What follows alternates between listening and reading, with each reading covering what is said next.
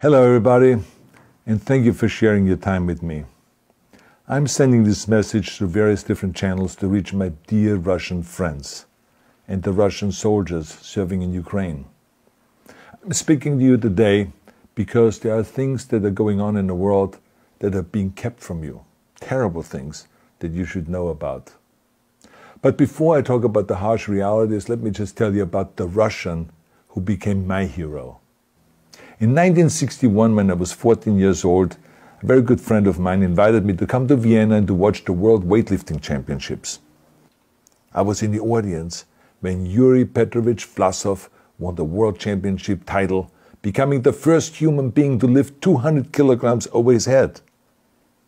And somehow a friend of mine got me backstage. All of a sudden there was a 14-year-old boy standing in front of the strongest man in the world. I couldn't believe it. He reached out to shake my hand. I still had a boy's hand. He had this powerful man's hand that swallowed mine. But he was kind, and he smiled at me. I will never forget that day. Never.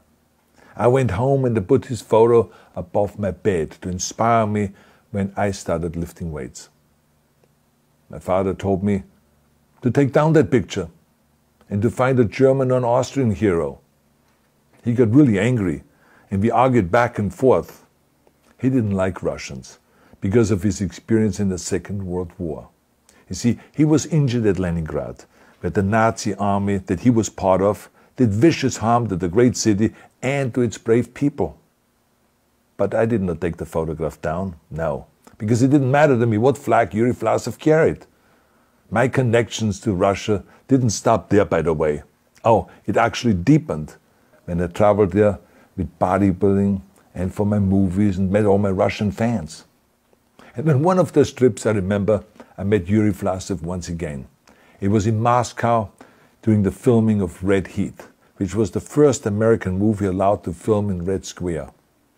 Now, he and I spent the whole day together. He was so thoughtful, so kind, and so smart, and, of course, very giving. He gave me this beautiful blue coffee cup. And ever since then, I've been drinking my coffee out of every morning. Now, the reason why I'm telling you all of those things is that ever since I was 14 years old, I've had nothing but affections and respect for the people of Russia. The strength and the heart of the Russian people have always inspired me. And that is why I hope that you will let me tell you the truth about the war in Ukraine and what is happening there. No one likes to hear something critical of the government, I understand that. But as a longtime friend of the Russian people, I hope that you will hear what I have to say. And may I remind you that I speak with the same heartfelt concern as I spoke to the American people when there was an attempted insurrection on January 6th last year, when a wild crowd was storming the US Capitol, trying to overthrow our government. You see, there are moments like this that are so wrong, and then we have to speak up. And this is exactly the same with your government. I know that your government has told you that this is a war to denazify Ukraine.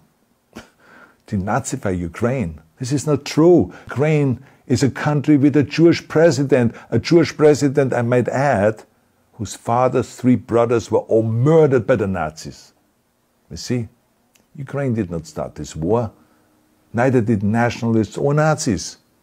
Those in power in the Kremlin started this war.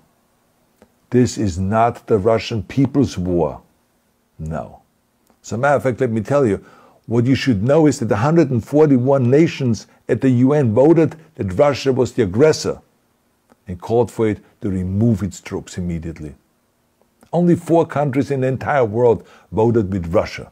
That is a fact.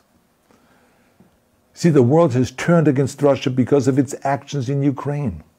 Whole city blocks have been flattened by Russian artillery and bombs, including a children's hospital and a maternity hospital.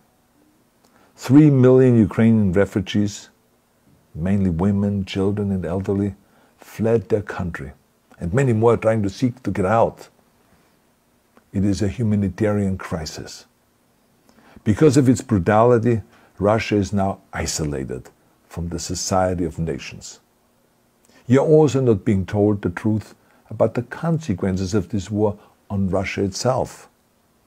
I regret to tell you that thousands of Russian soldiers that have been killed. They have been caught between Ukrainians fighting for their homeland and the Russian leadership fighting for conquest. Massive amounts of Russian equipment have been destroyed or abandoned.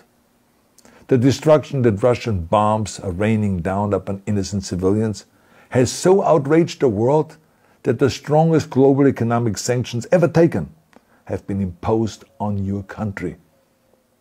Those who don't deserve it on both sides of the war will suffer. The Russian government has lied not only to the citizens, but to its soldiers. Some of the soldiers were told they were going to fight Nazis. Some were told that the Ukrainian people would greet them like heroes. And some were told that they were simply going on exercise. They didn't even know that they were going into war. And some were told that they were there to protect ethnic Russians in Ukraine. None of this is true. The fact is that Russian soldiers have faced fierce resistance from the Ukrainians who want to protect their families and their country. When I see babies being pulled out of ruins, I think that I'm watching a documentary about the horrors of the Second World War, not the news of the day.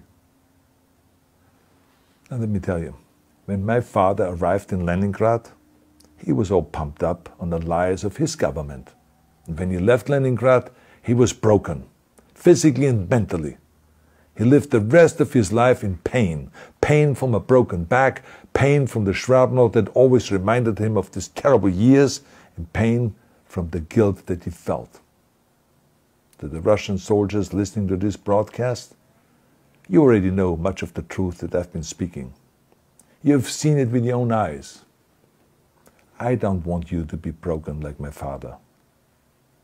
This is not the war to defend Russia that your grandfathers or your great-grandfathers fought. This is an illegal war.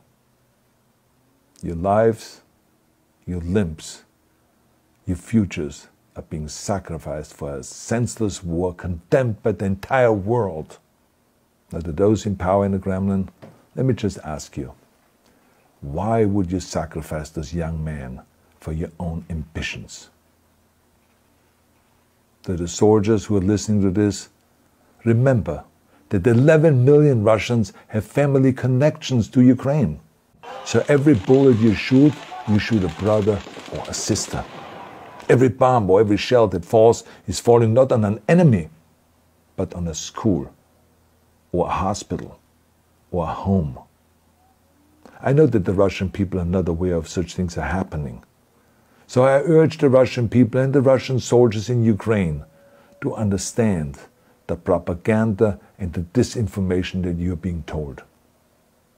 I ask you to help me spread the truth. Let your fellow Russians know the human catastrophe that is happening in Ukraine. And to President Putin I say, you started this war. You are leading this war. You can stop this war. Now, let me close with a message to all of the Russians who have been protesting on the streets against the invasion of Ukraine. The world has seen your bravery. We know that you have suffered the consequences of your courage. You have been arrested, you have been jailed, and you have been beaten. You are my new heroes. You have the strength of Yuri Petrovich Vlasov. You have the true heart of Russia. My dear Russian friends, may God bless you all.